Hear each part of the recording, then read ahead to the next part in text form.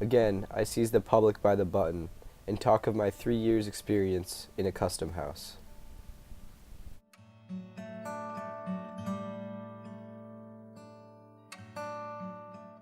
In my native town of Salem was a bustling wharf, which is now burdened with decayed wood, warehouses, and exhibits fewer or no symptoms of commercial life, except the occasional Nova Scotia schooner, pitching out her cargo of firewood.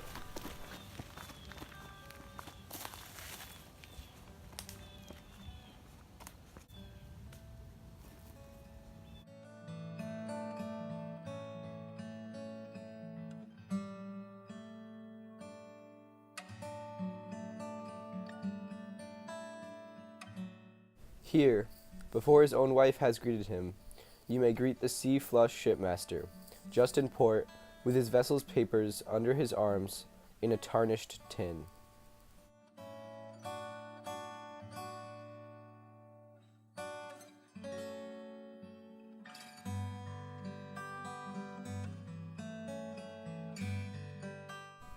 A row of venerable figures, sitting in old-fashioned chairs, which were tipped on their hind legs, backs against the wall. Oftentimes they were asleep, but occasionally might be heard talking together, in voices between speech and snore. These old gentlemen were the custom house officers. Oh, looky yonder, the schooner in the harbor. Oh, that must be the one from Halifax. I believe so. Eh?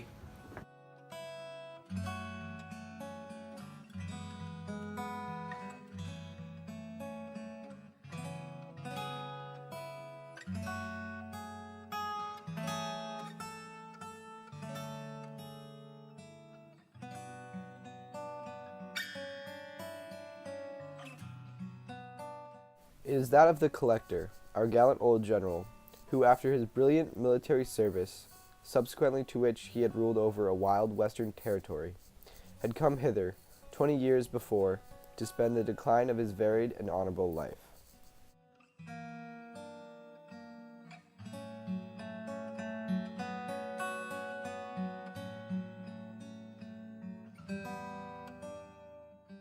On some such morning, when 3 or 4 vessels happen to have arrived at once, usually from Africa or South Africa, or to be on the verge of their departure thitherward, there is a sound of frequent feet passing briskly up and down the granite steps.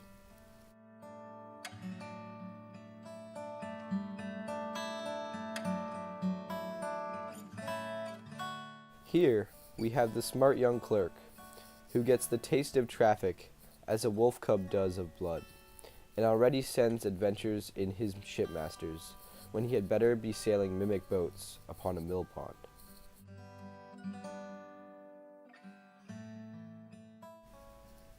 On one sleepy day, I chanced to lay my hand on a small package.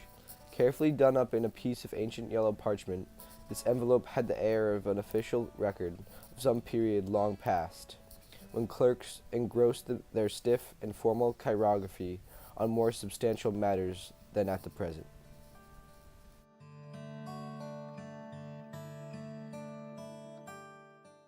But the object that drew most of my attention in the mysterious package was a certain affair of fine red cloth, much worn and faded. There were traces about it of gold embroidery, which, however, were greatly frayed and defaced, so that none, or very little, of the glitter was left.